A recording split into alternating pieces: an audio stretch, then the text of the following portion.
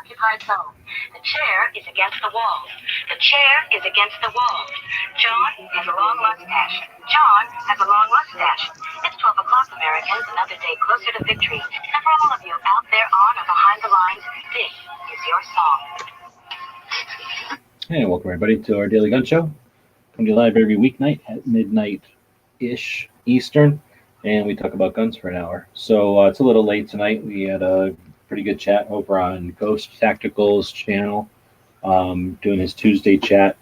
Had Carrie Sloan in there from We the Female and Clover, and we were chatting about influencers and had a real good after chat that lasted a while. So we started this one up as sort of a live version of that after chat. We're joined by Dead Horse out of Utah. So we got Ghost Tactical out of Arkansas. We got Dead Horse out of Utah and Clover out of Texas. And I'm out here in Arizona, and we will get going. So I'll say hello. Howdy. Hello. What up? All right, back to the mutant here. They got links out there on the Gun Channel side to Honda and Snob. We'll see if they join in. Otherwise, I send out links on email to a bunch of people that regularly join in. If you'd like to join the show, wave your hand, say you want to join in or whatever. We broadcast this on gunchannels.com. It's a community for conversations like this and for projects that are focused around the Second Amendment. So we were chatting in Ghost Chat. I just bit my lip.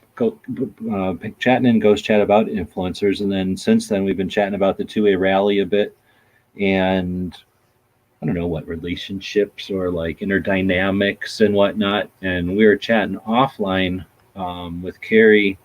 Dead Horse wasn't in there, but we were chatting about. At least I brought this up, and I would like to throw this out live and see what people think. We were chatting though about how the 2A rally in Washington, D.C. was a one and done type of an event. It wasn't precedented. Is that the word? Like there was no directions. We weren't following a recipe.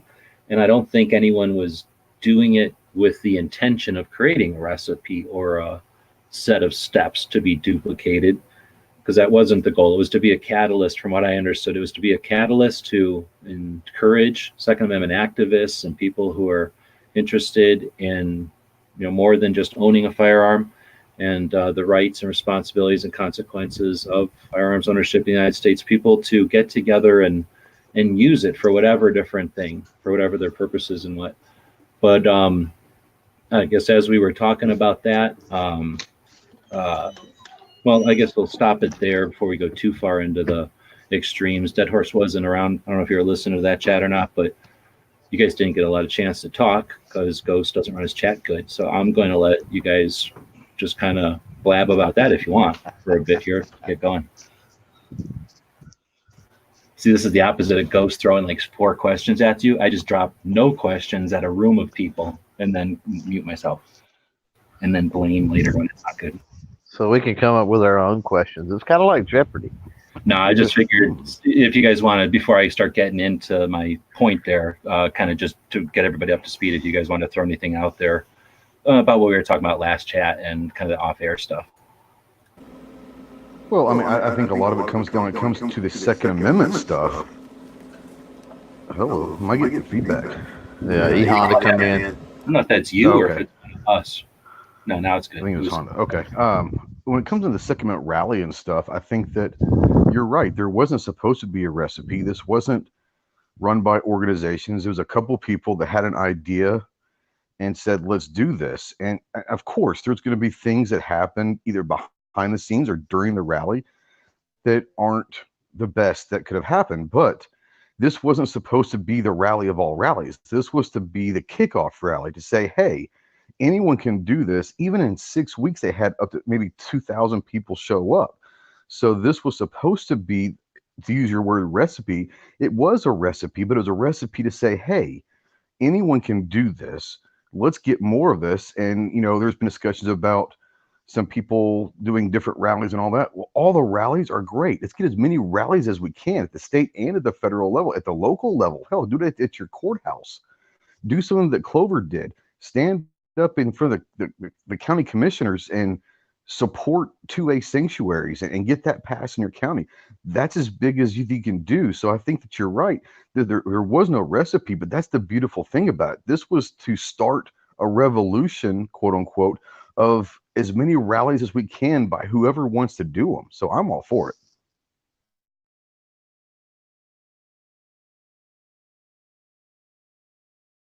Honda jumped in. He's from the Colorados. Thanks for joining. We're just kind of randomly throwing stuff out there here at the beginning. It's only 6 minutes into the show, so trying a new strategy to kind of let the beginning kind of ramble, to let people show up from the announcements or whatever, the alerts. Or we could all be totally silent. Am I off air? What's going on here? Sorry, I was muted there. One of the biggest ideas that I have had came from Rules for Radicals, actually, from that book review that we did. And the idea is basically like, if you're gonna do a rally, you gotta like do it in a way that is visual to media or people, bystanders, something that's interesting, something that's gonna grab attention, without being a jerk about it, without being overbearing. And my idea was, like, why don't we have like before the rally, you get together with the people and you have some of them dress up as redcoats, right? So they dress up as like that Revolutionary era of like British soldier, and then you have other dudes dress up as like colonial soldiers or whatever, right? And then you have them march around in chains with like signs that say "Don't take our guns" and stuff like that. I mean, basic gist, but as a visual aspect is something that we're already doing, something that you can make it fun. You know, you could have like little plastic bayonets or something, and I don't know, just roll with it, do whatever you want. But as an idea, something that's fun, something that you can include people with, something that's going to be visually effective to other people watching it, bystanders, media outlets, that will get more attention to the cause.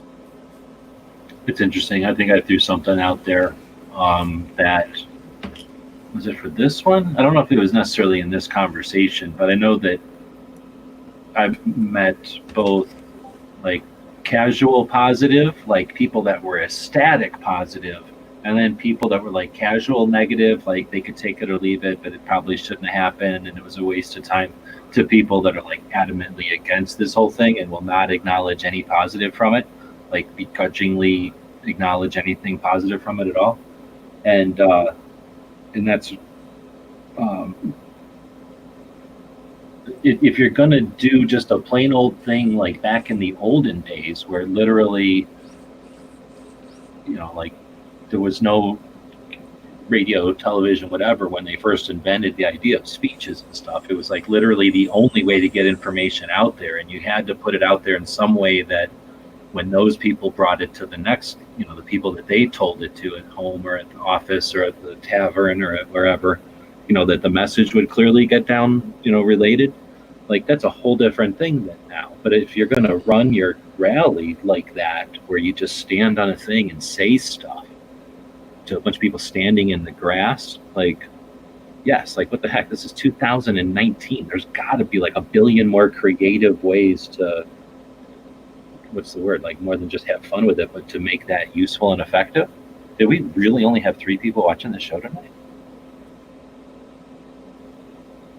But anyway, I agree with you that, you know, there was people complaining like, oh, blah, blah, blah, this is like a low turnout or whatever. It's like, well, what did you do to like bring people out? Did you offer free hot dogs or something, like free rides? I know that Connecticut brought people down in buses, right?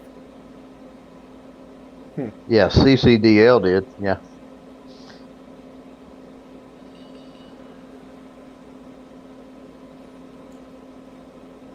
I don't know. You guys aren't good enough. Be better. There's only 4 people watching. That's like not even all of you are watching. I'm not watching on the YouTube side. I'm on my phone. I don't do this for my health. Here. I'm getting stressed out. There's always people that watch replay, and so yeah, it's all about the conversation anyway. Oh, roll call on stealing all the views. Oh yeah, that's it.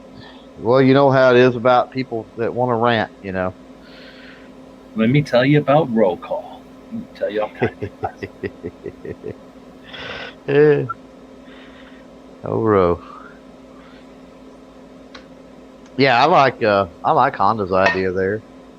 Um, I don't know, getting people to show up with something like DC is, proves itself difficult. I mean, that may be a better strategy, maybe at the state level or something, because potentially can get, there's got to be a significant amount. You've got to think of reenactment people, right, out there that are pro 2A, and it's just how do you reach out to them? And a lot of those guys, my experience anyway, are older people, and I think they would be willing to come out. They would be willing to march around, and that would draw attention and do other stuff, and even have that, have your podium and have your crowd, and then just have them marching around the perimeter of the Capitol building or something. You know what I'm saying? While it's going on, just something to draw attention.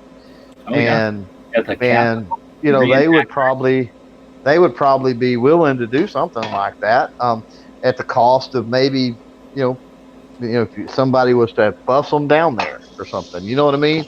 No, reenactors do Revolutionary War stuff, being authorized and able to do their thing on the lawn of the Capitol. I don't think you'd have to bust them down. I think you'd have to hold them back. You'd have to say, like, hey, only please show up, right? Right. But yeah, imagine if imagine like the people that showed up, are those does that encompass all hunters? Does that encompass all competition shooters? Does that encompass all investment people? Does that encompass the industry? Does that encompass the the distribution and wholesaling and distribution side or whatever? Does that encompass gun shops? Like, was there a representative of any gun shops there at the rally? Like, you know what I'm saying? Like, I don't even know where to start. And youth shooting, like Clover gets into. We can get into historical stuff like Logan would do, the museums. Was there a representative from each of the major firearms museums at the thing offering the booth? Could this have been like not a gun show, but maybe like a job fair or something where there's like a small booth with some info and people to chat with? Could there have been like, you know what I mean? Like, imagine that lawn filled up with all those little groups with maybe 100 in each of those groups. That would have been several times larger by the time you just incorporate the various aspects of shooting alone. And I don't know, I think Carrie's a little bit eager, right? Is that a good polite word to say? Like, all this shit would have already happened, and I agree with her. But at the same time, let's be realistic, it's never happened before at all. So if this was the first one and there are second ones, third ones, fourth ones, subsequent ones, then what would happen if some hunters decided, yeah, this year we're going to let some deers live another couple of weeks? And, some fishermen said, I enjoy being able to defend myself against mammals that have claws longer than any hook in my arsenal. And, joggers said, you know what? NFA is stupid because it requires me to hold a gun that was built in the 1800s, and it's been had literally no innovation since, other than that weird goofy thing with the paintball trigger that shoots 222 magnums. There's been literally no evolution in an actual jogging gun, right? Like, when are we going to have a Spider-Man wrist shooter to defend, so some lady can just put on something that has like the iPhone on one side and 222 magnums that she can effortlessly dispatch? How much crime will there be when that exists? Like, let's remove the NFA. Let's get representatives there of a truly diverse. Was there anyone there in a wheelchair? No, because it was on fucking grass. So who the hell decided to put this shit on wet grass, right? Where's the ramps? Where's the plywood? Where's the access to all different able people? So, you know what I'm saying? Like, there was some diversity there. But when we have true diversity, when we have true inclusion of the different aspects of shooting at an event like this, or we have a little section of that state level at each state often, I think at that point we influence society as a community, not as an individual. Well, another point is, like, these things have to be like they need to be fun. They need to be fun for the people who are involved in it. It needs to be visually fun for anyone who's not involved in it, so they look over and they say, wow, that group of people looks like they're having a good time. I wonder what they're all about, or I wish I was part of that, or whatever, rather than like oh, look at that dopey group of old fat white guys holding gun signs, you know? When somebody walks past you and yells, Nazi old Nazis, or whatever the hell that guy was saying, I put him on Instagram, and then you look over to whatever he's yelling about, and it's basically all old fat white guys, then it's like, huh. But if you look over and, I don't know, it was like 40% women, if you really looked, there was diversity in age there. There was a lot of diversity. It just wasn't complete diversity, but there was certainly not uniformity in any respect. So when that person is yelling that and the onlooker looks back and forth and decides whether or not that person's valid or they're crazy, you know what I mean? Like what you're talking about, yeah, they'd have no question. They wouldn't even acknowledge that crazy Nazi yeller guy, or there's no way that the media could spin that group of people as any one group, one thing.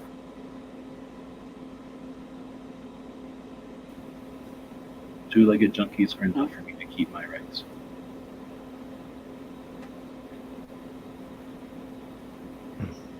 I'm discouraged by the lack of viewers. I think I'm done. I'm gonna pull a Ken Blanchard. I'm out of here. It's gonna be my last show. Retire for the evening, or for the decade. Retire from the 2A. Oh, you guys can keep the 2A. I'm going fishing. I'm not fishing. I'm only catching and releasing them because I'm against the killing kind of fishing. No, there we go. So I'm gonna be. Well, that's kind of bringing it full circle, isn't it, G? Because that's how your website started, was fishing pictures. So it's come full circle now. Snap. You're right. It is. So I'll go to pizzas first. I want to give myself one step forward. I'll go to pizzas next. Then I'll leave fishing for when I get old. Yeah, that sounds like a plan. I'm thinking like a shuffleboard. I think I would love to see you play shuffleboard. Take that up. So Outcast is the inch. I talked to a kid that was talking crap but wouldn't stop walking. I didn't want to chase him down. And for a minute there when KD was talking, actually some other guy was talking and I left because I didn't want to hear that guy. And then KD started talking and I could hear him. So I kept listening because I thought I knew what KD was going to say. I've heard his 1921, 1776 deal, versions of it. So I knew what was coming. And at the time that Kevin spoke, KD spoke, what was that, about 2/3 of the way in for people that were watching?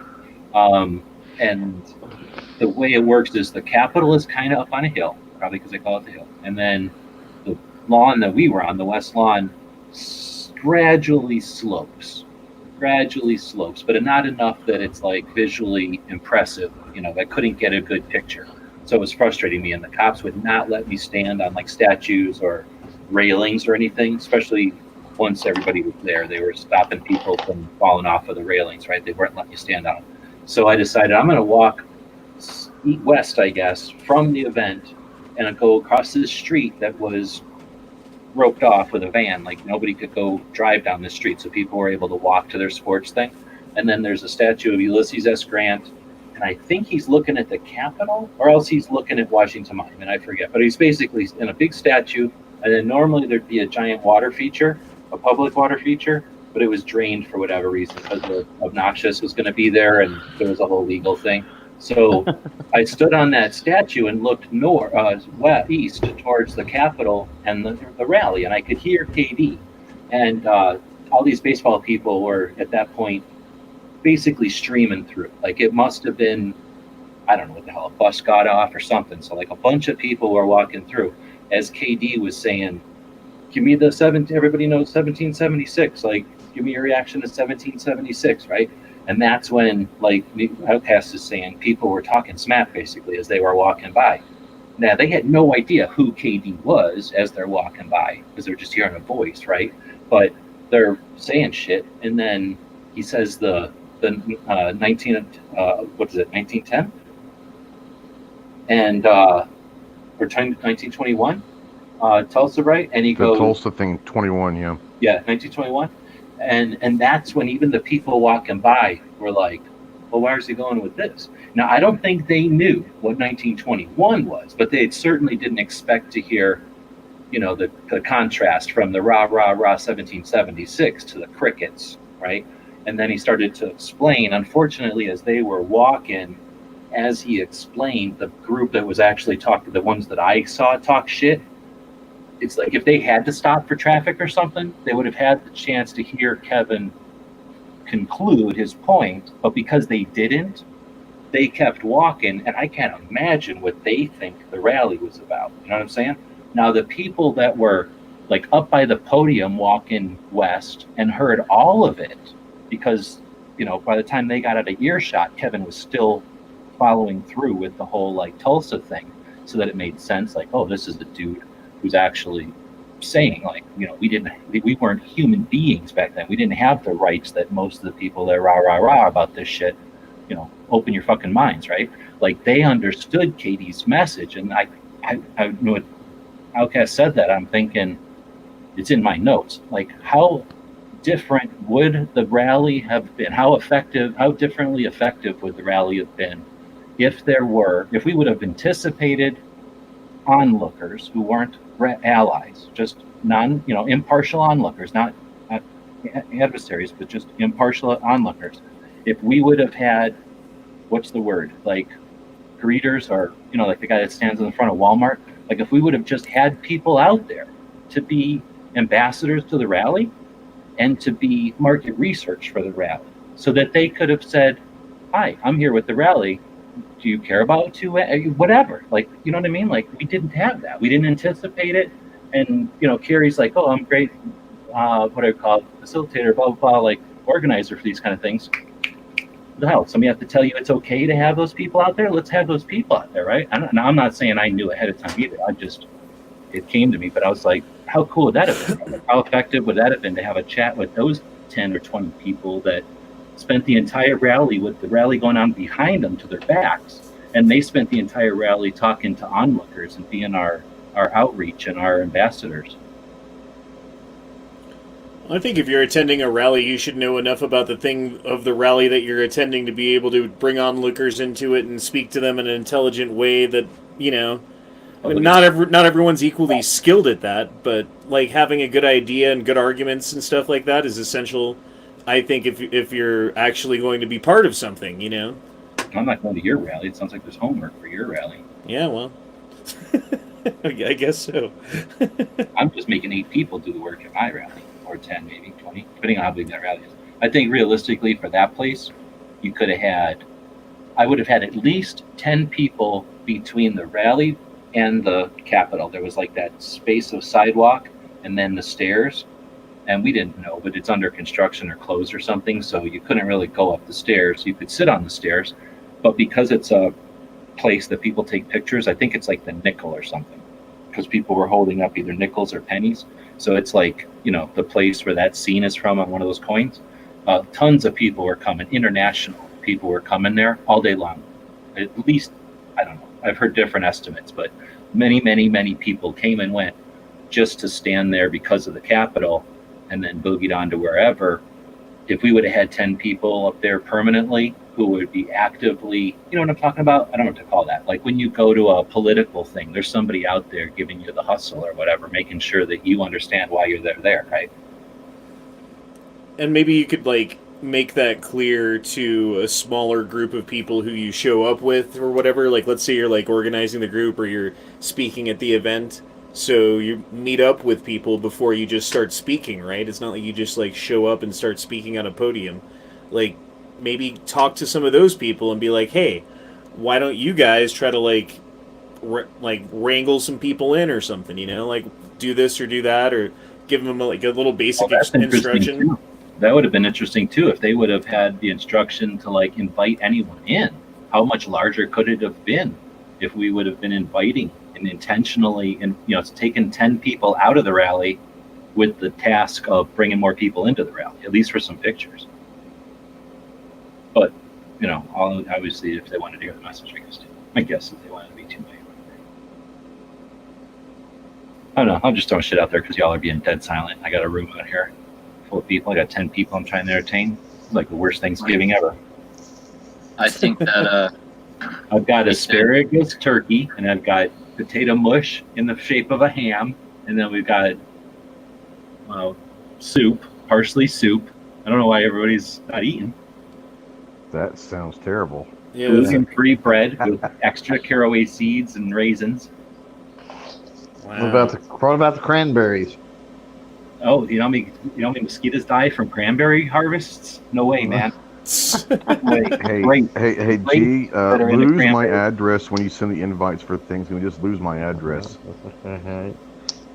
Lost in the mail. I've got an excellent recipe for gravy where you take not warm water because you don't want to upset anybody, but not cold water. Let's say room temperature, and squirt like 3 ketchup containers in there and some pepper. It's really good. I'm not even good at making a food chat up. Come on, we're floundering here. I just went into this debt could buying be- a fucking computer. These are supposed to be good videos now. This is That- Thanksgiving you do a dinner by cookbook G for Webs. the All worst. done. Yeah.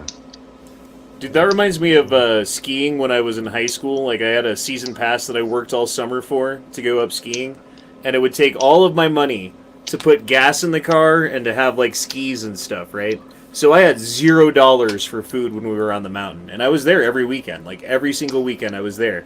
So what we used to do is go to the, like, the food court has, like, that little condiment area, and you can not steal because they're just giving them away, like a handful of packets of ketchup, a styrofoam cup full of hot water, salt, pepper, and a couple packages of crackers, and you got lunch, dude. You got tomato soup. I'm not joking, That is dude. that is dedication to skiing right there, folks. We used to do that. Like, seriously, we used to do that. It's not even it was a thing. Wow. Yeah, no, thank you. And I respect G Web's resources with the 99-cent store, but Thanksgiving dinner all done through the 99-cent store. I don't know about that. No. That was me making fun of it. I think you could probably make a really good Thanksgiving dinner at our 99-cent stores. But, well, I mean, I can say that I've tried going. There's not a lot of 99-cent stores out there, number one, which is, I don't know why. It's weird. Because there used to be, like, there's always been, like, the 5 and 10 and the dime stores, right? There's always been, like, an inexpensive store, but for whatever reason, those 99-cent stores are just really a bit out here. I mean, they're basically a grocery store, just that everything's a buck. But all right, well, I was going to say, I don't know where to go. You guys are being dead silent, so I don't know. It's everybody. Let's go. Oh, go ahead. I was gonna say I have some ideas on making a rally successful. Let's do it. So I have 3 main ideas. Number 1, more advance notice. 6 weeks, 5 weeks, whatever it was, is a pretty short time for a lot of people. So definitely more advance notice, at least months advance notice on the rally. And I understand why they didn't give, advance notice this time. These suggestions are just for next time. I'm not saying anything bad about this last rally. These are just suggestions for the next. The next suggestion is summertime. Screw November. There's too much going on that time of year. You got kids in school. A lot of people can't attend. They got kids in school. You got Halloween, Thanksgiving. You got NBA, NFL, baseball. Everything's going on at that time. And unfortunately, gun rights aren't the priority for everyone during that time. And right? all those Screw bills. November. You need to have it in the summertime. And all those Well, the bills. next one's been announced for October 24th already, so. Yeah. Screw that. Screw that time of year. That's not going to work for so many people with kids in school and stuff like that. That's one of their main flaws right there. You need to have it during summer break. Yeah, that gets into hunting season too. Yeah. In I think October. there's so much going on that time of year. Screw that. You need to have it during summer break. Yeah. And then the third suggestion is get the actual industry involved. I want to see Hornady. I want to see BCM. I want to see those type of companies there having raffles for a free gun or free gun part or whatever. 10% handing out 10% off coupon codes for their websites or whatever to help attract people there, right? And then letting some of those people speak. Get the actual industry there. Yeah, I love that idea. I don't know this to be true, but I know that there are very strict regulations of what you can and can't do on Capitol grounds. So some of that stuff might have to happen off grounds, but I agree, get the industry involved 100%.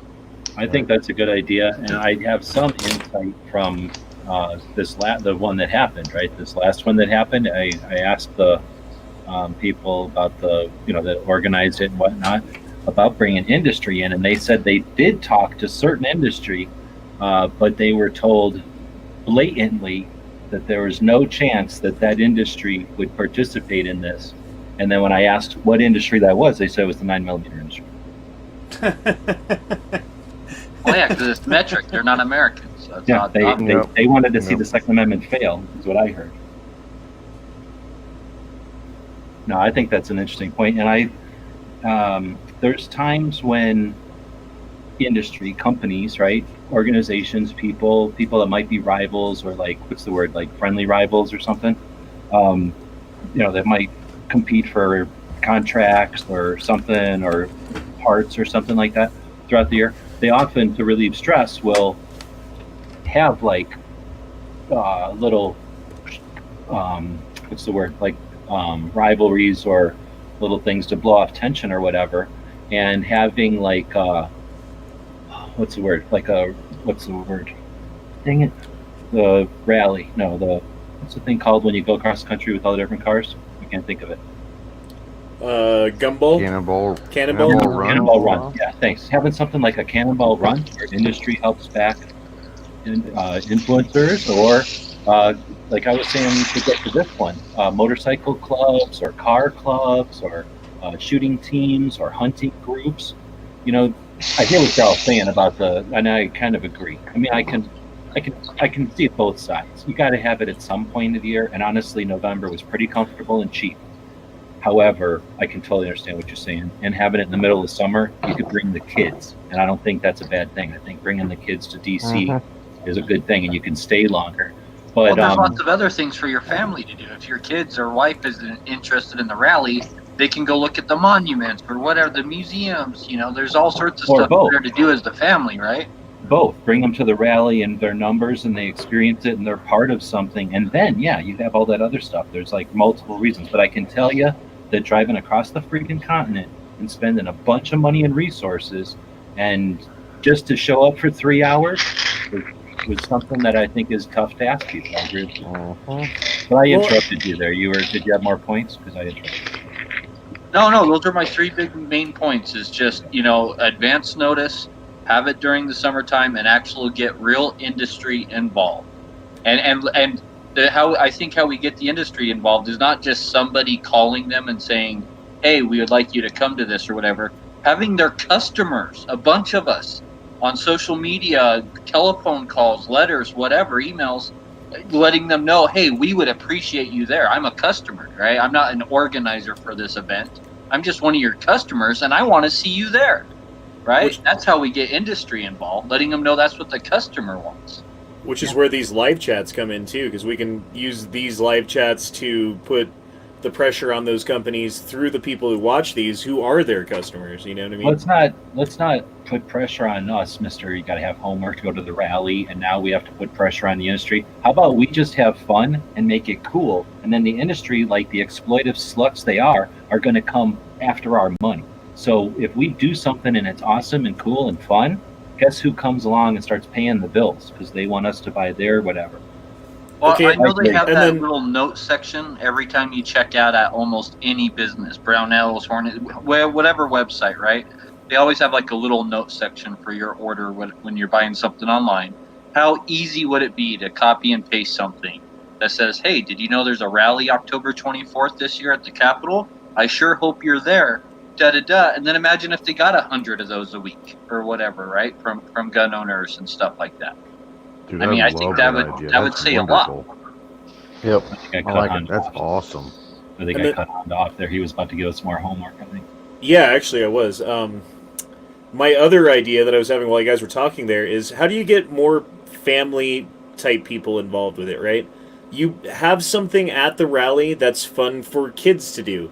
You have something like an activity or something at the rally that, like, the wives or the daughters or whoever can come and, like, I don't know what you fill in the blank. I can't think of any good Face painting, ideas. yeah. Yeah, exactly. Something like that. Exactly. Or like a dunk A tank, jump you know? house for the kids. I hear you, Yeah, but jump I don't house. think it's not easy to vacuum the grass. So you'd have to bring carpet. Wow. I'm just saying, man, like, Wow. Like there could be some simple things that wouldn't be out of the question to do that would include a lot more people in these rallies and bring a lot more of that lighthearted, fun attitude that you're talking about. And yes, it would be work.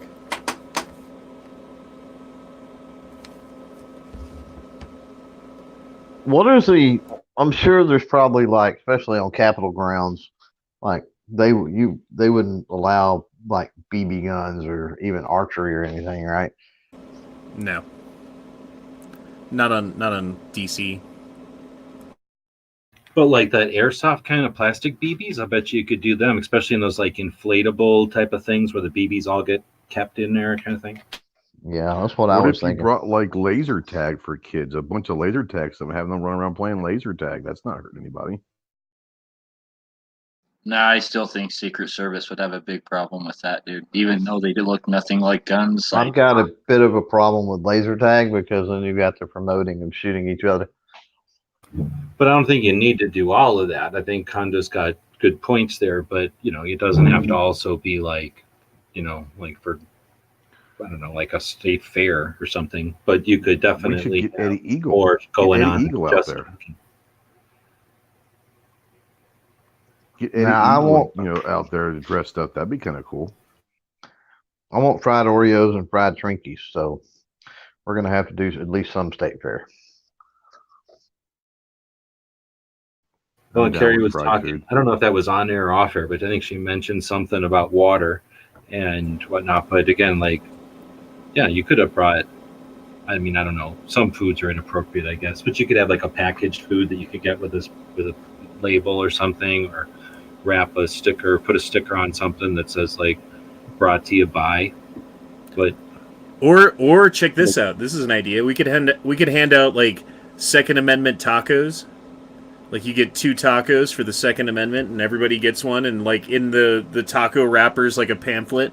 And not only that, but like the people there, and this is something that I've noticed too at rallies and other events. hold on. Did you just invent a fortune taco? Yes, I did. So the idea is That's mind blowing. the idea is you run out of energy because you're at this thing in the heat or the cold or whatever out on your feet, and pretty soon you want to get the hell out of there and like go to a restaurant or go home, and so you can like relax and have a snack or have some dinner, but having the food there with you gives people the option to stay longer because they're not like trying to get out of there right away. All right, I don't know what you're talking about anymore. If you're talking about the Capitol, that's a lot. There's not food vendors in the Capitol. It just doesn't. It's not a thing. There might have been food trucks, but I don't think they were. I think they were more like aid or something, like not quite ambulances, but heat stroke type of things, like just helping type of vehicles. But there's not. It's not a commercial thing. It's the capital of the United States, so it's. It's Well- not. You're not going to have food trucks or stuff like that. It's not going to be like a carnival atmosphere. But I don't disagree with you. And one of my things was too that all this for 3 hours at the Capitol. Okay, that's great, but that's not our only resource. And we brought a whole bunch of people there, and the day is 24 hours long. The useful part of the day is at least 8 hours long, and the way that they set it up and just let everybody kind of go, here it is in the middle of the day. It took us an hour plus on both sides just to get there. So if we could have taken one of those hour pluses to get there and shifted it to the early morning and then all been somewhere nearby, either before, after, or both, then we could have accomplished all the stuff you're talking about off-site, privately, much more controlled. So now you don't just got some baseball guy coming up and having a conflict with your hot dog guy, and all of a sudden now you don't have hot dogs going because of some guy who wasn't even there for the hot dogs. You know what I mean? Like you could have all that stuff separate and still accomplish what you're talking about, like make it appealing to everybody. And then that way it's like, hey, we're going over there, eat your hot dog or buy your hot dog. like an after party, right? Like you reserve some like hotel or conference room or something, right? Honestly, every time I talk about it, I keep thinking, but yeah, that's another way to do it. I was thinking originally, because when I went down to DC with Marco to go eat pizza and stuff with Pink, and it's like the party place where like all the kids go for whatever school's down there, and it's like a big party atmosphere, or like a Friday, every day of whatever day. Well, I guess it was Halloween, so it was maybe even more so, right? But I was thinking, there's got to be giant places here where if they want to have a rave or a concert or something, somebody rents out this building for a couple of $1,000s and it happens. Like, why couldn't we have done something like that? And then somebody else brought up something else, and then you just brought up the hotel thing. So yeah, like, come on, there's got to. This is Washington D.C. There's got to be a million places to have an event near the Capitol. And why couldn't we have rented something so that people have a place, and then you create a shuttle, I should say, and maybe then Smith and Wesson could have shuffled people like, hey, sorry about the Hillary hole, but we're going to drive you over to the rally. Like, well, I don't even think you'd have to go as far as to set up like an official, like, hey, we're renting this area. But if you like contacted a local business owner, like a bar or a restaurant or something like that, and said, hey, we're having a rally October 4th or whatever. We're going to be in D.C. We're going to have a bunch of people. We want to have a place where we can all go after the rally and kind of unwind and get some drinks and get some food. Can we like work something out with you where like an area is reserved for us or something like that? And a lot of them are going to say yes without any money down, just based upon the fact that your people are going to come there and spend a bunch of money. All right, now that I see the 13 people here, my question is, where were the 8 of you that weren't here a minute ago? What happened that's all of a sudden so interesting here, or what ended over there? I think roll call Start quit talking 2A. about food. You start talking about food. That's what it was. Well, I heard roll don't call know. quit 2A. What about trying to find a gun range that would sponsor an after party that would maybe do catering? Well, and that's another thing. Like, Yeah, exactly. An after party. Yeah, exactly. Or maybe, guess what? Maybe the ATF could have done it. They got an office down there somewhere. Maybe the Army could have done it. They got a place down there, I'm sure. Like, there's official places that could say, hey, this is a bunch of people that are vetted, that probably all have CCWs, that all care about the rights protected by our Constitution. And, you know what I mean? They drove down here. Come on, develop. I mean, we're always having rallies at D.C. Why don't we ever have a rally at the ATF? ATF was like 2 blocks from where we were, and it's a stupid looking building. Go look at the ATF building; it looks dumb. So we've been talking about 2A for some reason, or I mean the 2A rally in DC for some reason, but we don't have to. I don't even, we're kind of random talking tonight. Travis just jumped in from Kansas. Did you get to travel, or did you get snowed in where you're at? Who, me? Yeah. No. We had a blizzard running basically since. Well, I mean, pretty heavy snow and stuff like that, whiteout conditions since about 9 o'clock this morning until about 2 hours ago. So no, I didn't take out yet.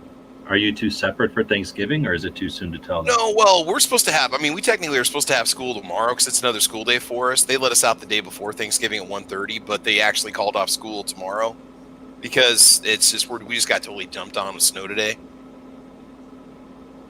So I saw that like 3 inches yet outside your house. Oh no, dude, we've got probably 10 inches or so at this point because now it's finally finished snowing. No, it's one lasted all day, man.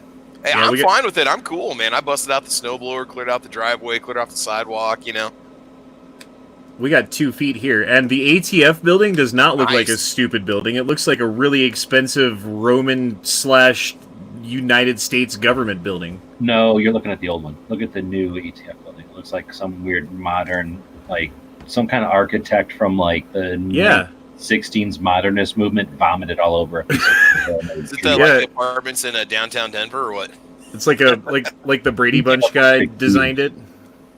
Yeah, it looks stupid. And it's a waste of space. Come on. You're there to like do work, assholes. Like, what the hell? You need a bunch of fanciness out front? What are you having, like picnics out there? Yeah, there's like a lake and like, what is that thing around the outside of it? Every single brick of that waste of effort is out of our taxes. That's what bothers me.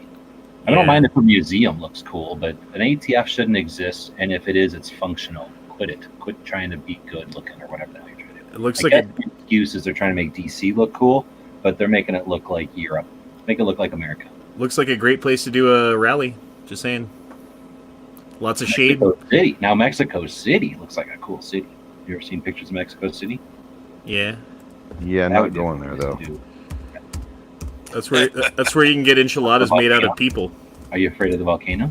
It's right no, I saw Sicario. I know what happened to Mexico City. Now, if you want to do the 2 tacos for 2A, then that's where you really need to go. I don't know. I think that's a good idea, right? You just make like 1 million tacos before the rally and wrap them all up and have like a little pamphlet and. You're like, 2 tacos for 2A. I'm eating it. And So, then you're like, so what halfway if we had the rally on a Tuesday? Dude, 2A Taco Tuesday, 2A Taco Tuesday. I mean, good lord, how perfect is that? I like it. And we can wear sombreros, and we can carry Mexican style. In honor of Tuesday. You had to wait until there was the maximum amount of audience to be super racist in the way that you talk. Hey, that's not racist at all. That's actually a thing because they had to talk about carrying. Well, they had to carry without a holster because if they were found with a holster, then they would be like thrown in jail. So they would carry without a holster so they could ditch the pistol. It's not racist. It's like a anti-authoritarian thing. I don't know about all that. No, this is a legit question. I got sombreros and I'm white, so yeah. I've lived out here in Arizona for I don't know how long, and it's been called Mexican carry since I can remember. That when you just jam it in your pants or whatever, I don't think that's a racist thing. I got a question for you, G, because you were there. If people would have shown up with 3D printed, let's say ARs, would those have been confiscated, you think? Or like toys, or just something. I can't imagine anybody that wasn't anybody with like a rational mind would have actually done it. The only people that were saying stuff like that were people that knew they were not going, had no intention of going, and were using that as some like feeble excuse to like not go with bravado, to do nothing with significance, and it failed because nobody in their right mind is going to do that. Oh, I just thought of something else too. We could have water guns with sriracha for the hot sauce for the tacos. And we could shoot their tacos with our hot sauce guns. Sriracha's Vietnamese. Can we maybe have some like Tapatio or some Valentina or something? You do you. Well, you could have different colored water guns. I was just thinking making a true, Mexican celebration. So sriracha's Vietnamese? Yeah. Wow, originally, not the actual Rooster one. It's made in San Francisco. But the founder was from he was Laotian or Vietnamese immigrant, right? Well, and then the sauce itself is a dish from there. I mean, it is make a version of it, but I'm told it's like not exact. It's like one of those things each restaurant's a little different, so it's his version of it, right? Irwindale, California tried to sue Sriracha to get him out of the town because it was burning everybody's eyes every afternoon. Because of the raw chilies fermenting, basically. Yeah. Yeah, the fumes were getting them, but they failed. They're still there. Maybe they'd install some scrubbers in their smokestacks. Anonymous dropped $2 on the chat. Appreciate it, but I think I got $300 from. Am I allowed to say that? From YouTube, and that means 3 times a year I'll get a check from YouTube. So I appreciate that, but that $2 I'll never see it. It'll just get either this chat will be copyrighted for some reason, like the little music I used at the front or something will copyright it, and they'll just take the $2, or it'll just sit in a shelf, like I say, till 4 months from now. I mean, I do appreciate the gesture though, but I encourage you to take that $2 and check out Patreon. There's lots of people out there that $2 could support 2 people over there, and you might enjoy the more immediate or more like the closer relationship with the people over on Patreon. But again, I don't know who you are because it says anonymous, but thanks for the $2 for 2A. And it says it's your birthday, you're 34. So, all right. I guess some of you people, because of your grip angle issues, are not going to buy a Glock 34 on your 34th birthday. Now, your 45th birthday, it's obvious, right? 22nd birthday, it's obvious, right? Your 35th birthday, all right, you kind of wiggle at that one a little bit. But what do you do on your 34th birthday? What do you buy if you're not a Glock person on your 34th birthday? 34 packs of 9mm ammo. Oh, that's kick him out there. How do you kick people in? Does anything have a 34-round magazine? An MG34 is what you buy. There we go. What is that? Oh, that's an unobtainable Nazi gun, though, right? Yeah. You better have some serious cash for that. Mm-hmm. So there was an experimental 34 caliber pistol back in the day that came out. I mean, The Was BSA. There's the BSA 34 caliber pistol. It was an experimental pistol that was made for a while there. There you go. And at least Yeah. maybe the cartridge or something. That's kind of neat. Yeah, it's covered by Forgotten Weapons, so you know it's legit. But there might be some other Model 34s out there. I mean, There's called an AO-34. It kind of looks like a bullpup AK. See, there you go. Anything with 34 in the. Or a 34 gun safe. Oh, a Smith & Wesson Model 34. Ooh. What is this? It's just a revolver, old like police revolver looking thing. Oh, there you go. All right, you're welcome. So that could be fun. All right, so let's start with 17. You get a 17 HMR. What do you get when you're 18? A shotgun because you're 18. I don't know. No, A 19? permanent criminal record? No. For Oh, real, sorry. guns. No, Oh, you- guns. Sorry. Okay, Guns. I gotcha. Guns are valid. I You're guess you can 18, vote. so you get to fill out a 4473, but at least you can do it legally. For most people, but you could have bought that 17 when you were 17 at a gun show or from somebody that you don't have to buy from an FFL. An FFL is, got requirements to have their license, but they are not, unless you're in a state where it is, they are not the only way you can obtain a firearm. So when you're 16 or you're 15 or you're 14, somebody sells you a gun, it's legal in most states for them to sell you a gun. So anyway, if you're 17, we got it. If you're 18, you can buy your shotgun or your rifle legally because you can buy your long arm on 4473. 19, what do you buy? Glock 19. Glock 19. Yeah, You but but Don't forget you're from not 18 you 21 got the Glock yet, and you 18. can't Oh. legally have it in some states. But I But agree. you just with said you could buy it as a 15-year-old if you buy it privately. Yeah, well, the Glock 19 No, is I full agree with auto. you. And your parents can give it to you, and you can give it to That's your right. children. So if you're not giving your 19-year-old daughter a Glock 19, what the fuck is wrong with you, right? 19's not full auto, dude. Oh, I was thinking 18. Yeah, the 18. I was thinking 18 for Not the yet. turning 18. Not yet. But when those 18-year-olds get rid of the NFA, they're getting their Glock 18s. Yep. So then we got 20. What do you get when you're 20?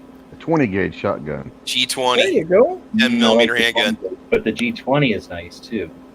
So Yeah, you got but The 20 is 20. nice.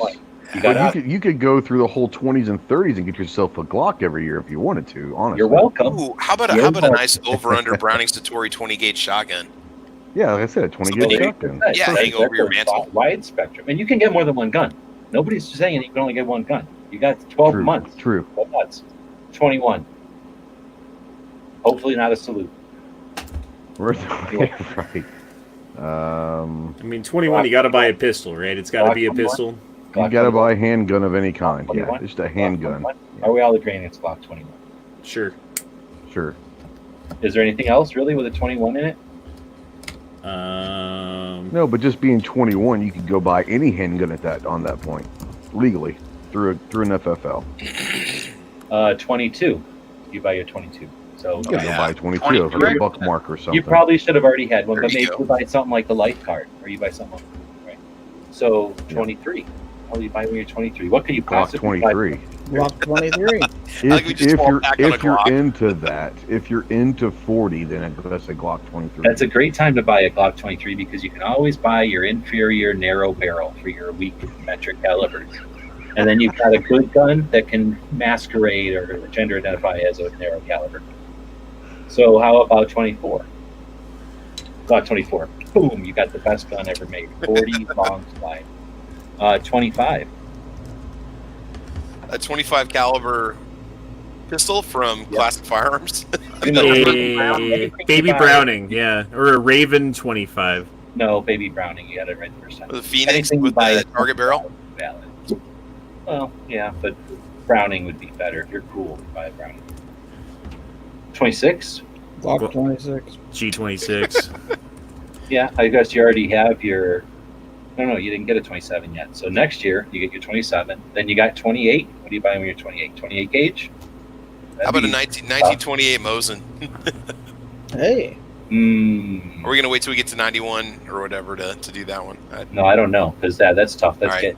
getting Any year could be a Mosin. 2128 Thompson gun. Thompson submachine gun. That's Well, once you start getting into dates, Better be rich, Model. brother. Oh, okay, okay. yeah, but yeah, you're also talking what $30,000 to $60,000 for a Thompson. Hopefully you got that kind of money to spend on a gun. Hopefully you're well on your way to being a millionaire. No, not anymore. Where are we at now? 29? 29. Smith & Wesson Model 29. Yeah. That makes sense. 30? Glock 30. P30.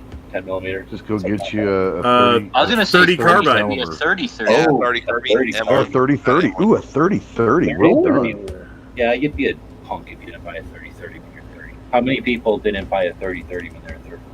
Not me. I wasn't into guns at that point. So Yeah, I wasn't either. Bunch of punks. I know. Punks. Blame my parents. 31. Blame my mom and dad. 31, is that a thing?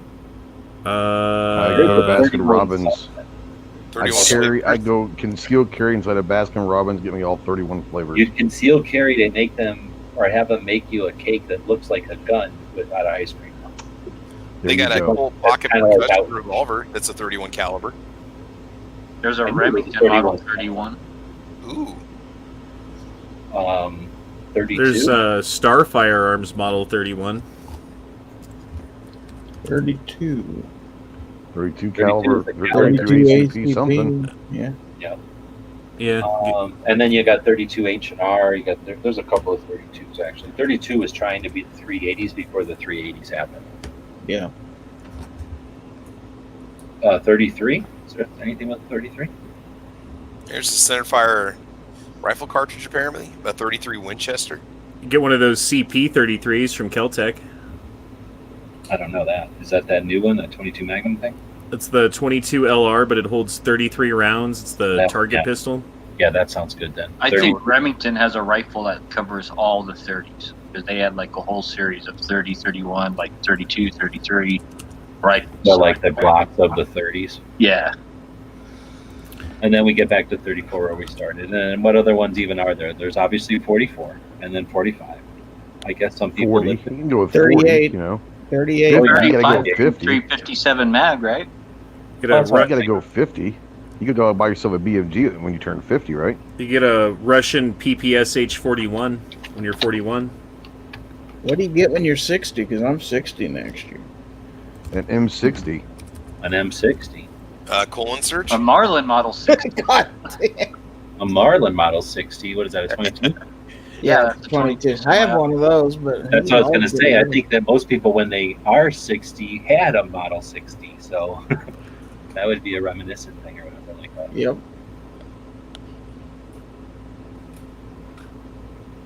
New York is saying, what do you think of the 17 HMR?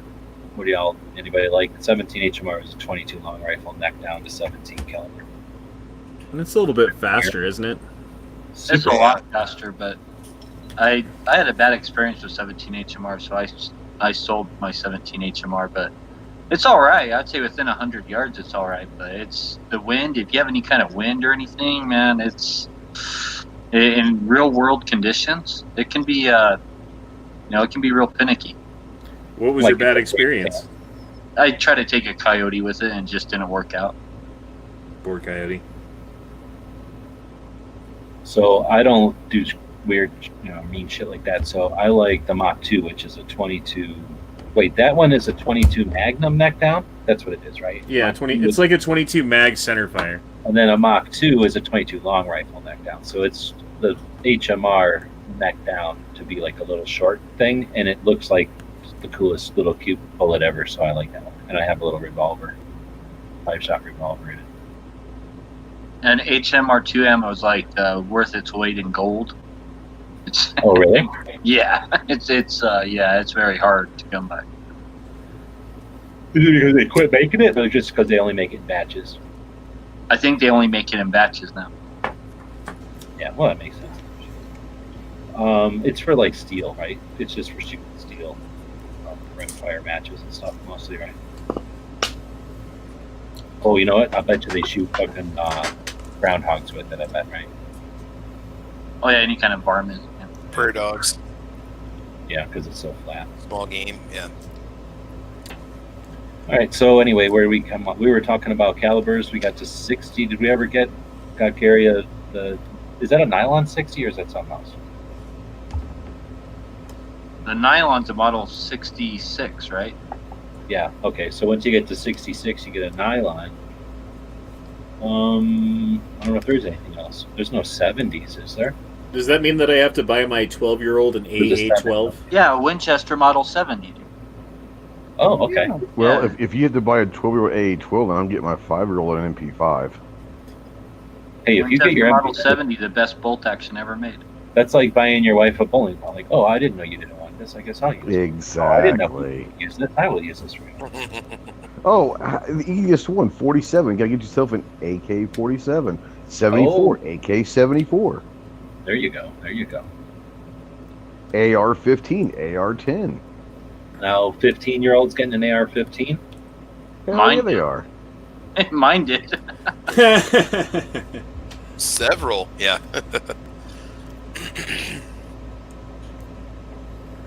All right, well, we just. You want to give? I'll give a 10-year-old an AR-10. You let them go with a 308. See how they like that. That'd be awesome. If you can pick it up, you can shoot it. That's right. What about a Model 10? Isn't that the little 38 Smith? No, a Model 10 was the revolver that people will say is the original M&P. Well, yeah. That was my first. That was my first thing I ever bought, and I hated it, and I sold it, and I kicked myself every day for it. And don't forget when you turn 92. Well, more importantly, I got a 93. 92, yeah. More importantly than 93, I'd like to get me a Beretta 93 is what I'd really like to have. A little free burst? Hell yeah. Sucks that you gotta wait till your 90s before you can buy a Beretta. But I'm like, oh, I thought you meant. I just assumed you meant Winchester 92. You're talking. You don't gotta wait. No, a Beretta 92. There's no rule.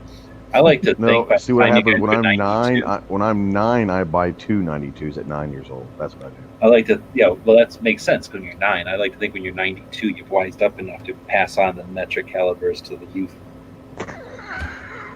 Here we go again.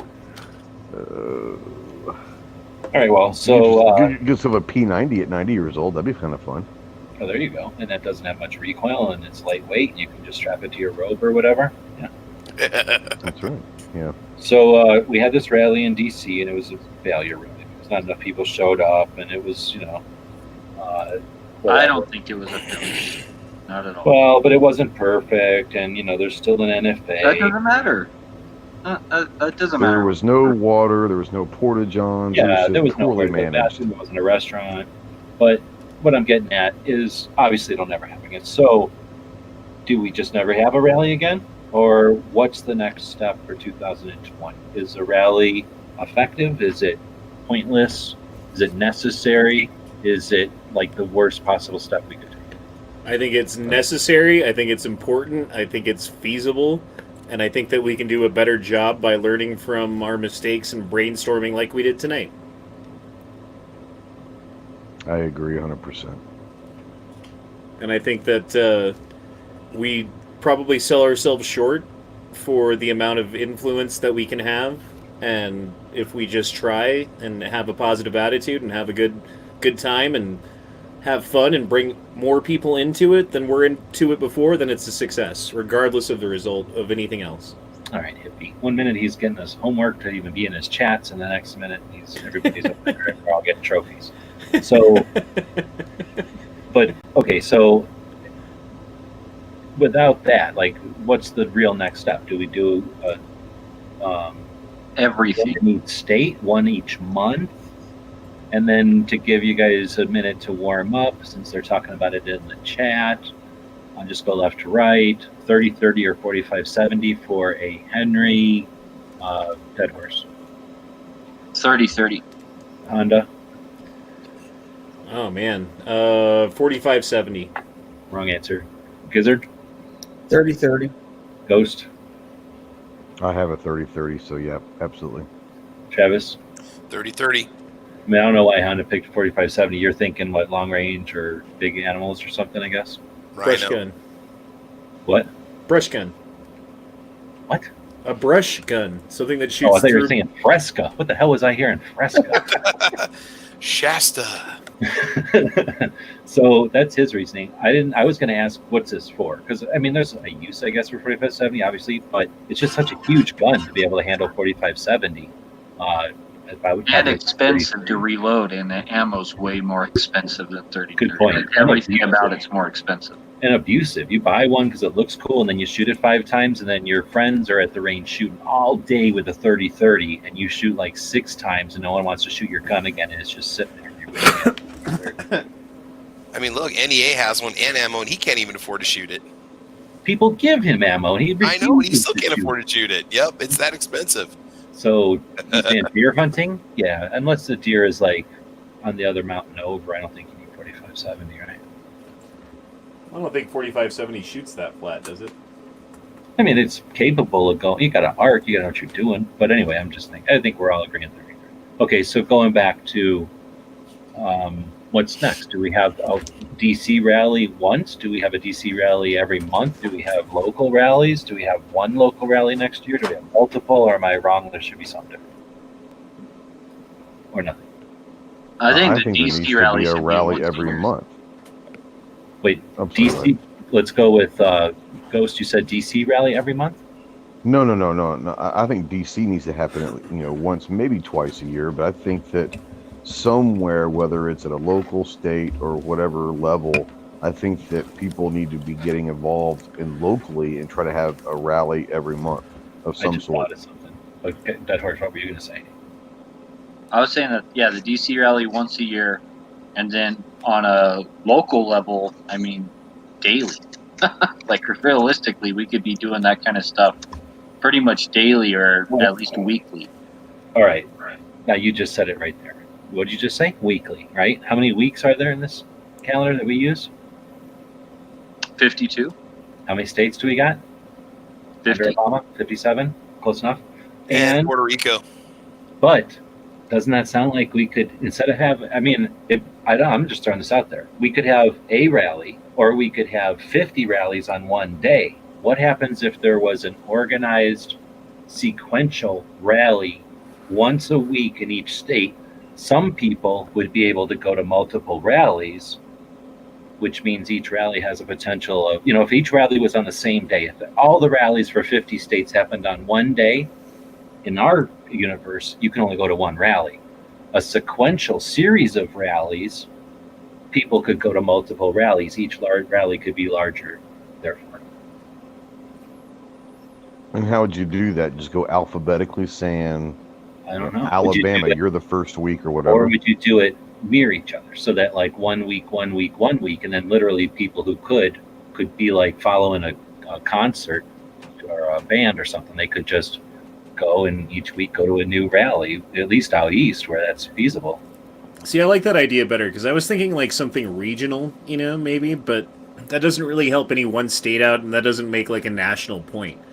But if like there was a Utah rally, I might be able to make it to Utah. If there was a Nevada rally, I might be able to make it to Nevada. If there Especially with knowledge ahead of time, like everybody's saying, like, oh, I know the Utah one is week this. I know the Wyoming one is week next. And then the next week is Colorado. And the next week is this. But back east, it would be like, hell, the next week it's over there. Next week, Can you imagine like the T-shirts and stuff you could do? It'd be like a rock band's tour, but you could do a tour T-shirt and have all 50 states of the dates and all that. But it could be a tour, and you could do like a punch card or something, and someone could give a firearm away that says who got the most punches on their punch card or something. Or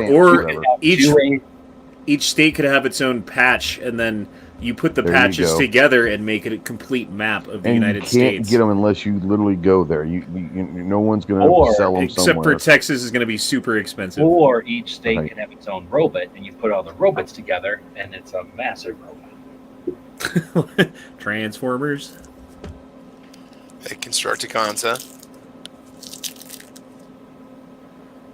I mean, I know we're half joking, but I enjoy the concept and the thought process of something going on, maybe not every week or whatever, but something going on in different places on a schedule to where people, like you said, even if I couldn't make my own states that month because I had to work or something, but Missouri was having it next week, I could jump up there or something. I enjoy that concept.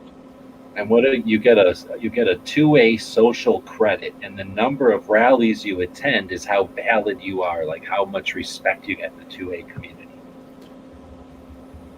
So if you only go to one rally, you're like FNG. If you've been to like all 50, you're like the Buddha of 2A.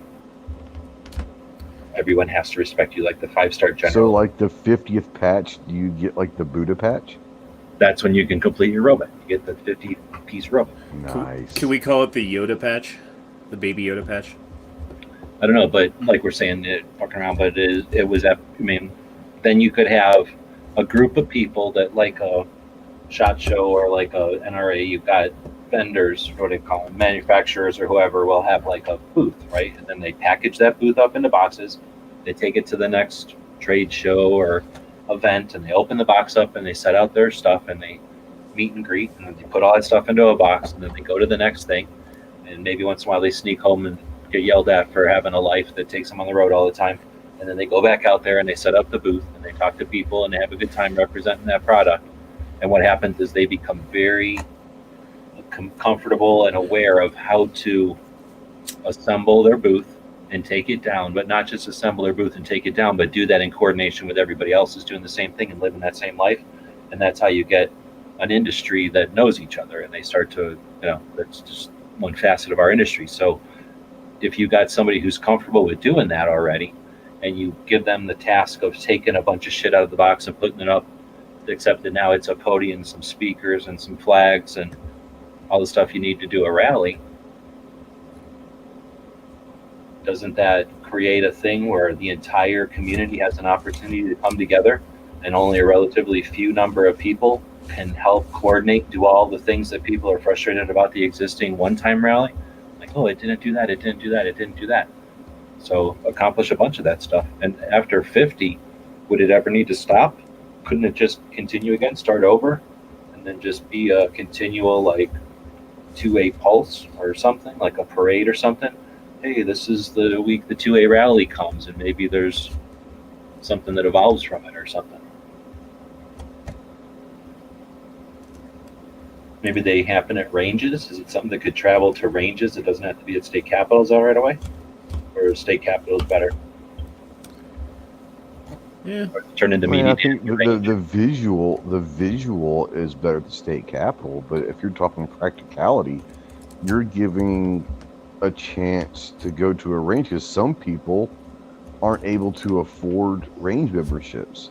But if they go to a rally, maybe you have that a range in that state is going to be an open house, so anyone can go, and you have shooting, you have people doing shotguns and pistols and rifles and all sorts of cool stuff at the rally, talking about doing stuff for fun people. It's not just a rally, but it's an exhibition. I just had an idea. You have demo days. You have what do you call them? Manufacturers bring their guns out and let people shoot the new guns at a demo day while at this rally. How about another facet of that could be that every rally we bring with us some sort of a licensed gun trainer who can, like, give out the criteria for whatever state that you're in to get your CCW, right? So you can take your CCW class as part of the rally, and hell yeah, sign up a ton of people every year. Every year you come by, a ton of people get a free CCW class and get their CCW for free, basically. Or for free. I would say have like an opportunity for that, but I think having an instructor who's qualified in that many states, number one, it's not possible in every state, but number two, I would say let the locals take care of it. Have a place for them, aside from like local squabbling about who gets to sit in that space or some blah blah blah about ego or whatever. I think that'd be neat. Well, I mean, if you're going to do these rallies, if you're going to do these rallies, these events, whatever you want to call them, at a gun range, you might as well provide some sort of a useful service and a motive for people to come. And while they're there, like maybe they're lukewarm about the Second Amendment rally thing, but they really want to get their CCW. You can get them on board.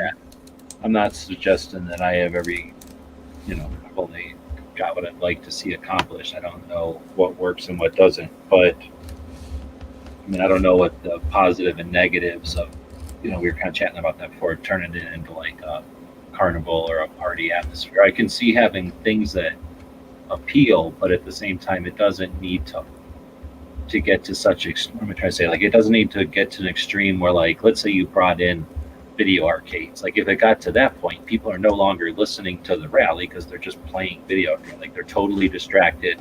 They're there for the, the resources and not the actual event.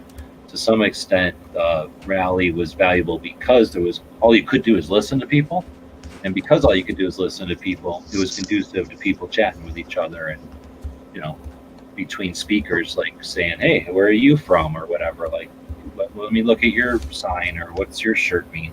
It was like that. If it was, just 100% catered, official, or what am I trying to say? Like, everything is anticipated, and there's something for everybody. It turns into Disneyland. Nobody goes to Disneyland and has a conversation with the person next to them. You know what I mean? Unless you're arguing who's bought whatever thing first. Let me throw this out there, and I might be way off base here, but who says it has to be a rally? Why can't it be a 2A carnival? Why can't it be? Shit. Now he's gone. It doesn't need to be a fucking rally. A discussion's a discussion, no matter what format it's in. Everybody was going to be against me. Now it's turning into a 2A celebration. Why wouldn't it be, though? What about a 2A carnival? Like, out here in Arizona, yes, I'm saying. A thing called, so would that make us gun carnies? They have a thing I'll take that. Called I think it's just called Arizona Game and Fish Day or something like that. I don't know if there's any significance to it. In fact, one of the only reasons I even know about it is that it's the same. It's almost always the Saturday of whenever Big Sandy is. So if we go up there and we're only up there for Saturday, because we don't always go up there for the whole thing, we'll drive right past it. I mean, we literally can't miss it because it's in front of us as we drive past it. So we're aware of it. And a couple of times we've stopped at it, and I've done videos and stuff on it. So it's at Ben Avery Shooting Range, which is a big shooting range, lots of bays and stuff. They'll have those giant like tents that you'll have like like giant tents that are semi-permanent. They'll set these tents up like across the bays where normally you'd park and set up and stuff, but instead they got these big tents, and one of them will be like all about fishing, and they'll have a pool in there, like an above ground pool that they set up and have fish in, and kids are literally fishing in it. They'll have like a tent with birds and wildlife, and they'll have skulls and sometimes actual birds in there, and pelts and stuff to like let kids see what the nature's all about. And then hunting, fishing is a big piece of it. Going outside and experiencing nature, four-wheeling, horseback riding, all the stuff you would do in Arizona using our natural resources. And I would say there's definitely food vendors, like food trucks, like a whole section, the same way you'd have it like one of these carnivals that pops up in a big parking lot. And I'd say it's something between Media Day at the Range, a gun show, but not so much a gun show as like a swap meet. No, because there's nothing really for sale. I would say more of an exposition or something. But then again, like a wildlife thing. So I could see something like that. Maybe take away a little bit of the fishing, four-wheel drive, horseback stuff, and throw a little bit more of the facets of shooting into it, and then somehow put that on the road. That's kind of like what you guys were saying. I think have like local food trucks and stuff, and the same way the carnival might book around, right? If that was the case, you wouldn't have to do it in all 52 states. You could do that regionally, right? Well, there's no way to do it in all 50 states, or 57 states, excuse me, right off the bat, because it would just be cost prohibitive, I would think, unless the whole industry was behind it. But the thing is, I guess what I was also saying is, you guys haven't seen this thing, but at this event, sometimes there'll be like a truck from maybe an ammo manufacturer, and it'll just be trophy heads, like taxidermy critters or something. Maybe there'll be something there that's from like cops, like Bianchi or a holster ammo company again. Somebody will represent like all kinds of cops, and maybe it's like the back of a truck, like the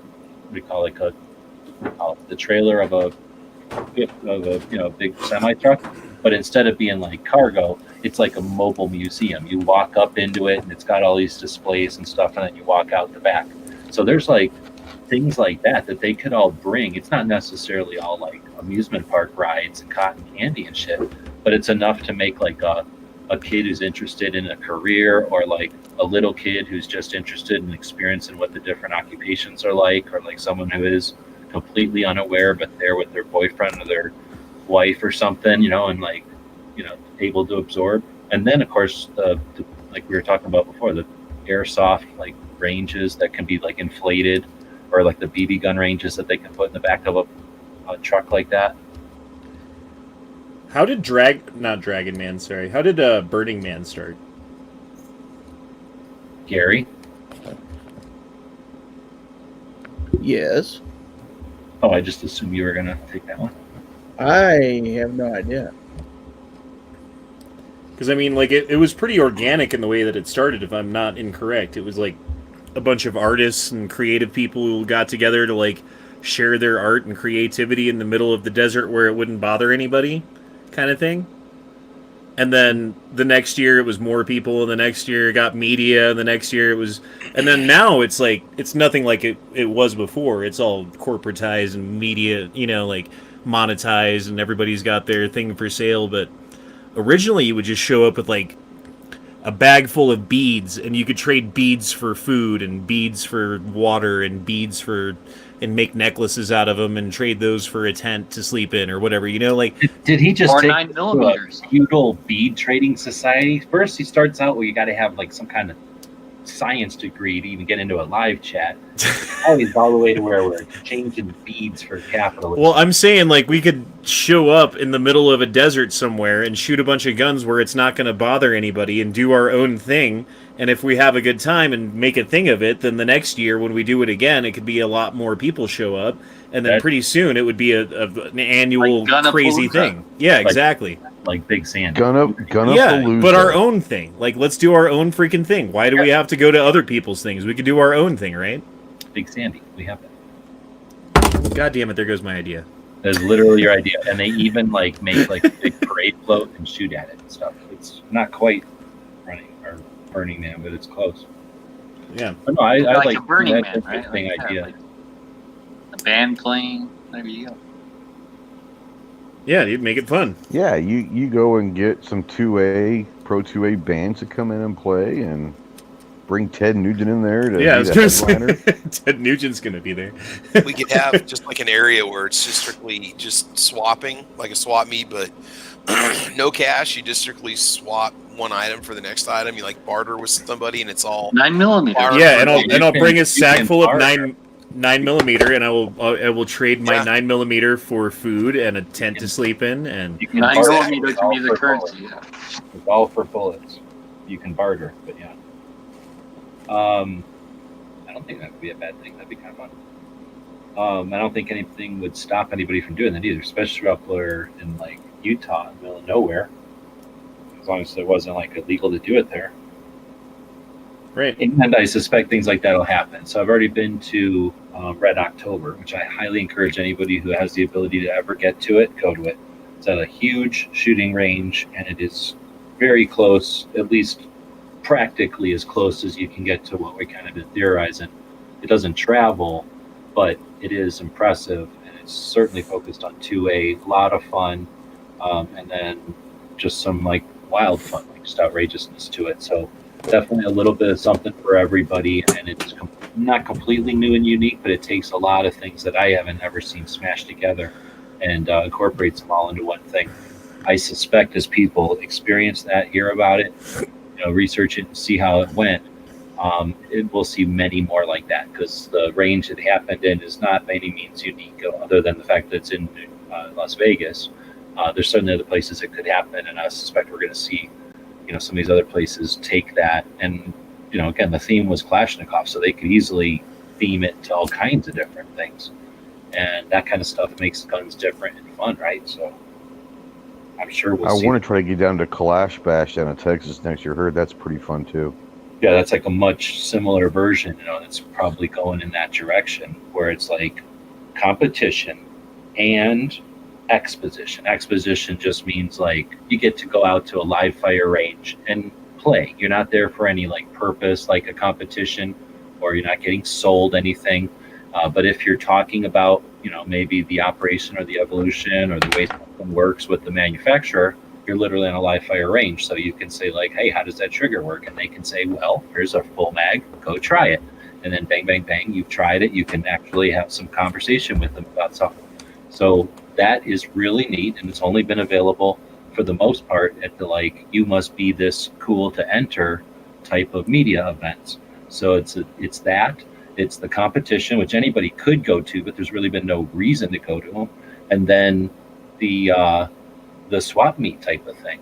So when you bring all that stuff together, and then give it humor and fun and an entire weekend. So instead of just being like a 1 hour, 3 hour event, it's an entire weekend. It adds so much to it because now people can go and then camp out overnight and then add it to their yearly thing that I'm going to do. Now it becomes a thing. And again, once people who are would-be promoters out there see that that can happen, their wheels start turning and the next versions of it happen. Right. So 4th of July weekend, somewhere in Utah. Everyone bring your guns and a tent and some food, and we'll have a good time. I don't know. That sounds good to me. I want to do it. So rallies are different because rallies, you're not bringing guns. So realistically, going to an event that you're going to be shooting at, or that you're going to be shooting, well, maybe you're going to bring guns to shoot at, or you're going to go and pull triggers. Either way, you've got expectations and you've got time that's going to be taken up by those two activities, right? Pulling triggers or whatever. So you got cost, you got expense, you've got like, okay, now I have to rationalize if it's worth all this and blah, blah, blah. Where if it's just a rally, you got travel and you've got nothing else to do once you get there than to experience the experience with everybody else.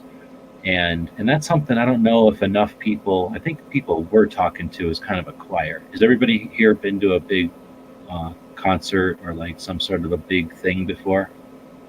Yeah. Gathering of people. Do kids do that stuff anymore? Do kids go to concerts? My daughter just a couple months ago flew out to Phoenix for a concert with her friend. So they still do it. They like these festivals.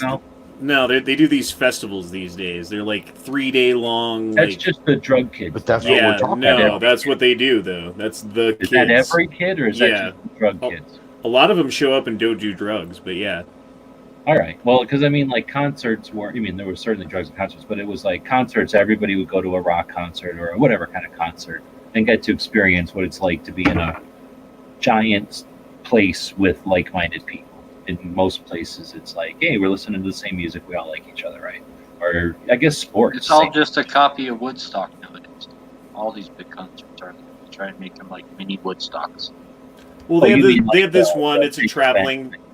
They have a traveling one called Global. It's like and they go from like city to city to city to city with different artists and have like sold out shows. They did Red Rocks last year and they had like, I don't know, like 20,000 people there or something ridiculous. And it was all like 18 to 24, like every single person there.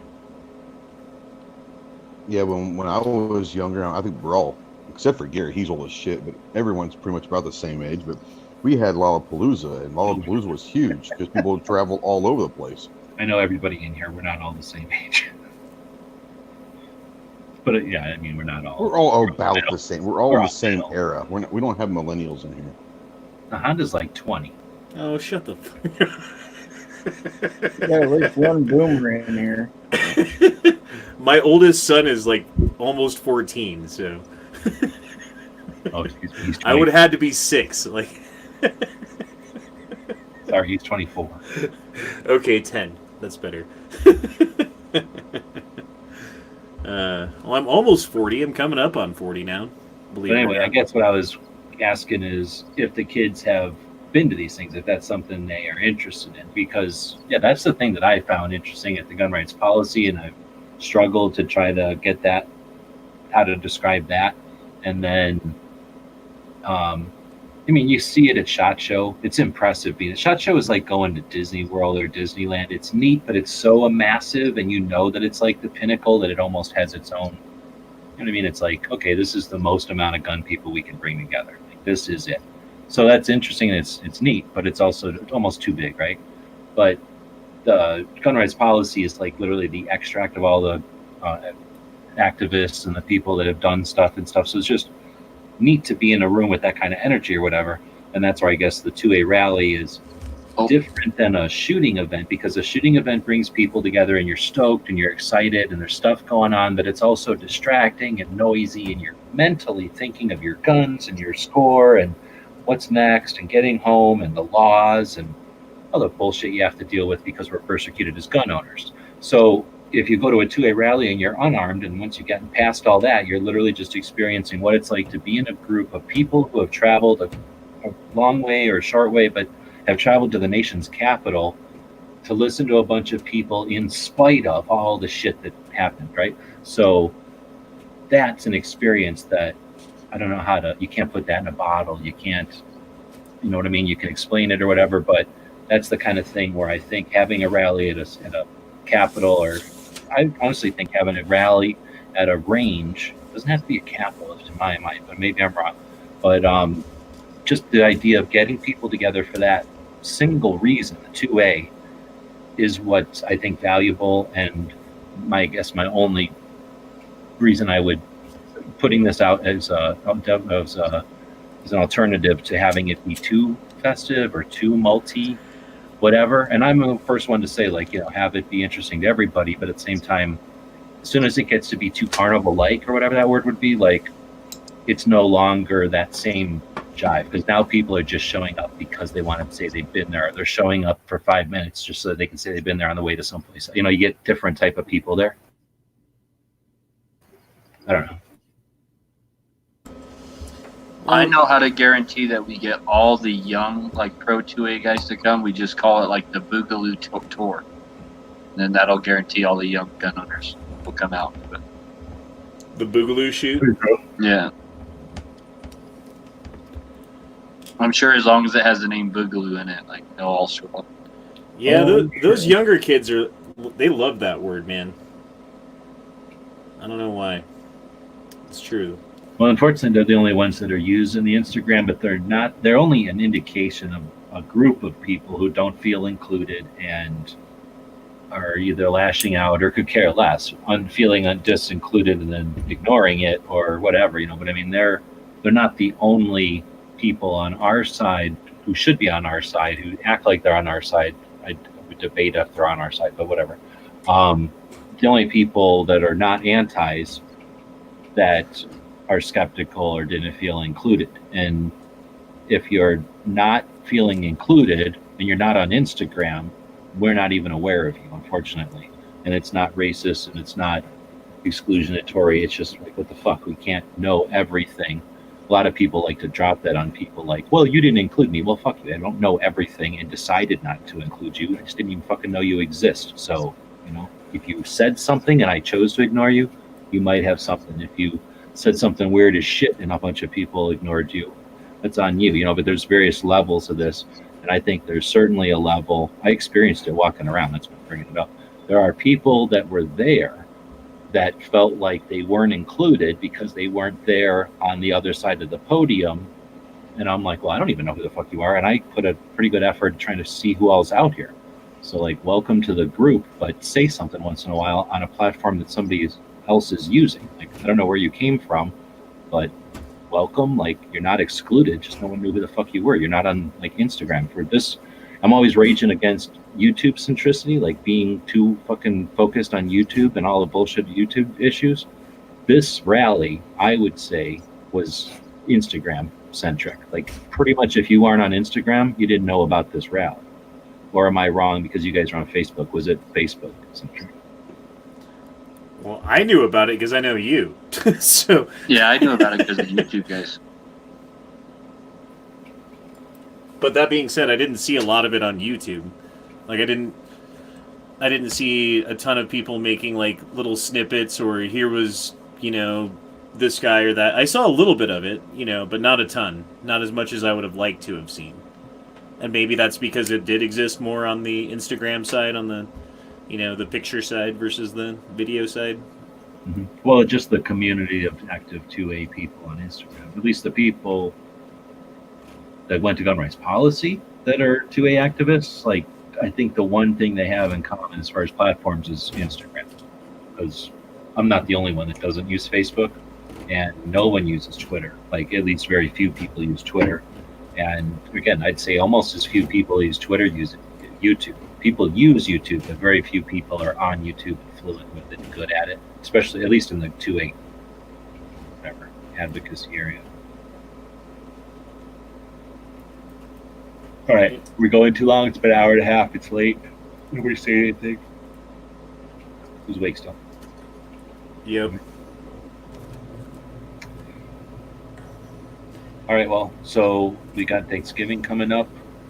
Everybody doing their thing on Thursday, or do people have alternative plans? We're killing birds and eating them on Thursday. Yep.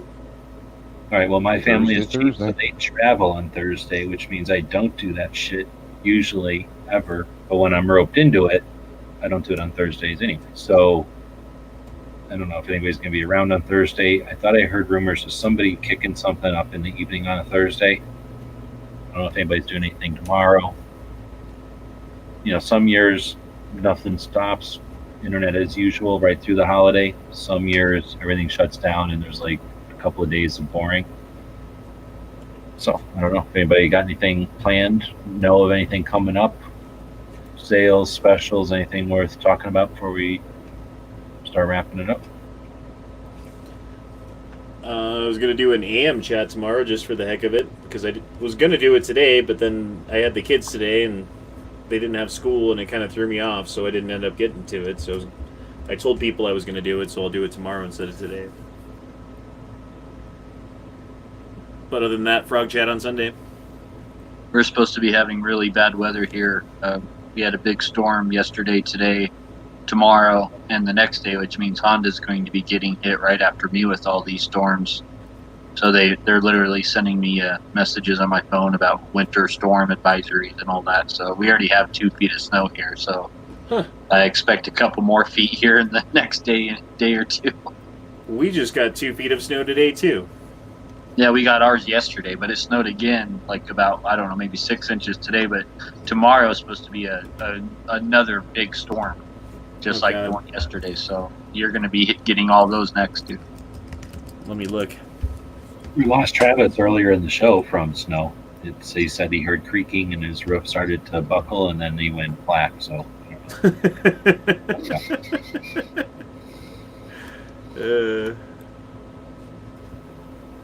Yeah, it's supposed to snow nonstop till Friday here, which means it's going to be snowing nonstop till Saturday for Honda. Gizzard, what happens in your neck of the woods? You people walk around all happy because you're completely safe, or do you have to be worried for people that are like nearsighted and don't have their glasses? It's pretty safe here. We're not too worried. Yeah, they're saying 18 inches of snow tomorrow and another 18 inches on Thursday. So. God dang. Well, it's a good thing I've got a all-wheel drive RAV4. Woohoo! That's what we get for living at these high altitudes, about 5,000 feet. Yeah. Yeah, I mean, it's weird. Like, everyone comes to Colorado and they're like, "Oh, the snow is so majestic. I love it." And I'm like, I hate you. Like, I don't like you as a person. I think you're ignorant to reality. Snow is a pain in the butt. It's cold. You have to get ready for it. You have to leave early for it. You have to drive careful in it. If you don't, things are bad, right? Things can go wrong in snow. And if they do, then you're in snow dealing with it. So it's like, it's potentially a really bad thing if it snows a lot. And people come to Colorado who have like I don't know where you're from, like Arizona or Texas or something, and like it just doesn't snow there and you haven't seen it before. Don't put us in it. We're a mountain state. I'm living the same life. Tomorrow it'll be 65 degrees, but it'll be slightly rainy. So yeah, it's going to be tough for us, but we'll make it. But yeah, like everyone comes here and they're like, "Oh, it's so magical, all this snow. I love it. I love it when it snows outside." And I just want to strangle them. That's all I have to say about that. I don't go up there when it's snowy, but I do enjoy the pictures. So I do enjoy the snow in Colorado, at least the pictures of them on the internet. Well, I will take some pictures tomorrow and post them on Instagram for you. All right, so Gizzard, you got anything? Oh, sorry, did I cut off Dead Horse there? No, I cut off Gizzard. Gizzard. So are we talking plug wise? Oh, however you want to take it. Take it. Yeah, I'm gonna do Foul Territory on Friday, just like planned. It'll be a Black Friday Foul Territory, Friday night, 9 Eastern, 8 Central. So hopefully everybody will be free enough to come check it out, at least part, if not all. So look forward to seeing everybody. Everybody drive safe. Have a happy Thanksgiving. So there's still 14 people watching. I came up with this, and I'm throwing it out there for anybody who wants to do something tomorrow if you're doing a show. Take $1,000 worth of fake money and then go out and use just Black Friday ads or Cyber Monday or Small Business Saturday, whatever ads, but then come up with, some stuff, that $1,000 worth of stuff, and then I don't know how if you could do that in a video, in a chat where everybody comes prepared with that, or if you did it as like everybody does a video, and then make a bracket of the people's loot pile. So everybody comes up with their $1,000 pile of loot, and then you do a bracket of who spent their $1,000 in the coolest way, and then the winner gets their pile of loot. You can come up with the details on how to make that happen. So anybody's welcome to take that idea and run with it. You want to? No, I like that. Like the idea, or like a build your Black Friday gun deal kind of thing. I guess you can't do that on the internet anymore, though. Never mind. No, you can spend $1,000 though. And here's the thing: Black Friday isn't just about purchasing an item, right? It's like, I mean, at least for me, unless you need it, like I needed a laptop, right? I was thinking, I'm gonna buy a laptop. I'm wait till Black Friday and see, if there's a laptop exactly like I want on sale somewhere, right? But a lot of people are just like, it's Black Friday, and I know there's going to be good sales. So what's out there? So maybe, somebody's goal is to fill a backpack with emergency gear, or somebody's goal is to outfit themselves for hunting next year, or somebody's goal is to get their kid that's going away to college, a bag of good stuff that would keep them, ahead of the competition or something. Yeah, I like it. So not just the guns. You can maybe give it a focus, in other words, so that everybody's got a little direction. Or it'd be neat to just say, go random. Anybody take it in any direction you want and see what it is. I mean, what if somebody brings in a car they got for somewhere at $1,000 or something? I don't know. Black Friday's been kind of ruined for me because everyone's gotten so civil now. There's no more fights. And it's like the best thing about Black Friday was like watching the news later on that night about all the different fights at the Walmart and stuff over like a vacuum cleaner. And ever since they got all civil, it's just not the same anymore. And then all the chats about how society's failing and how we're the failure because of the way that Black Friday's handled. Yeah, exactly. I think a lot of that has to do with the sales we have over at the Gear Website store, and you're welcome. One of the reasons we have those sales on Friday is to have better relations with all the people that are out there buying things. So if you value world peace like Dead Horse, then consider buying things at the Gear Website store, gearwebsites.com. Gearwebsites.com. Gearwebsites.com.